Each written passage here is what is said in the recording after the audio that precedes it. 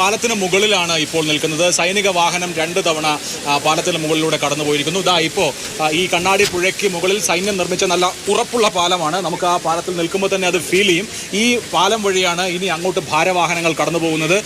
ഇനി വരാൻ പോകുന്ന കുറേ നാളുകൾ ഈ പാലമായിരിക്കും ഈ നാടിൻ്റെ ജീവനാടി എന്ന് പറയാം. നല്ല ഉറപ്പുള്ള പാലമാണ്. ഈ പാലം വലിയ ശ്രമകരമായ ഒരു ദൗത്യമായിരുന്നു. പക്ഷേ കുറഞ്ഞ മണിക്കൂറുകൾ കൊണ്ട് സൈന്യത്തിന് ഈ പാലം പൂർത്തിയാക്കാൻ കഴിഞ്ഞിരിക്കുന്നു. അതാണ് ഇന്ത്യൻ സേനയെ സംബന്ധിച്ച് നോക്കൂ, ഭൂപടത്തിൽ നിന്ന് തന്നെ തുടച്ചു നീക്കപ്പെട്ട ഒരു നാടെന്ന് നമുക്ക് മുണ്ടക്കൈയെ പറയാം. ഞാൻ മുണ്ടക്കൈയിൽ പോയ ആളാണ്. ആ മുണ്ടക്കൈയെ പുറം ലോകവുമായി ബന്ധിപ്പിക്കുന്ന പാലം ഇല്ലാതായി. അവിടേക്ക് അവശ്യ സാധനങ്ങൾ പോലും എത്തിക്കാൻ കഴിയുന്ന സാഹചര്യം ഉണ്ടായിരുന്നില്ല. അതിനെ മറികടക്കാൻ പറ്റുന്ന ഏറ്റവും അടിയന്തരമായ ആ സാഹചര്യത്തെ നേരിടാനാണ് 2 ദിവസം കൊണ്ട് ഇവിടെ ഒരു പാലം ഉണ്ടായിരിക്കുന്നത്. ഇപ്പോൾ കുത്തി ഒഴുകുന്ന നദി കാണാം, ഉരുൾപൊട്ടൽ ഉണ്ടാക്കിയിട്ടുള്ള വലിയ ശിലകളുടെ വലിയ മല കാണാം. ഈ പാലത്തിന് മുകളിലൂടെയാണ് ഇനി രക്ഷാപ്രവർത്തനം വളരെ വേഗത്തിൽ നടക്കും. രക്ഷാപ്രവർത്തനം എന്ന് പറഞ്ഞുകൂടാ, തെരച്ചിൽ വളരെ വേഗത്തിൽ നടക്കും.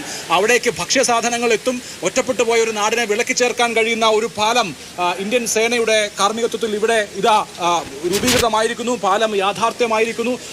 സൈന്യത്തെ സംബന്ധിച്ച് ഞാൻ അവരുടെ കഠിനാധ്വാനം ഇന്ന് രാവിലെ മുതൽ കാണുന്നതാണ്. സൈന്യത്തെ സംബന്ധിച്ചത് അഭിമാനിക്കാനുള്ള മുഹൂർത്തമാണ്. മലയാളികളെ സംബന്ധിച്ചത് ആശ്വസിക്കാനുള്ള സമയമാണ്.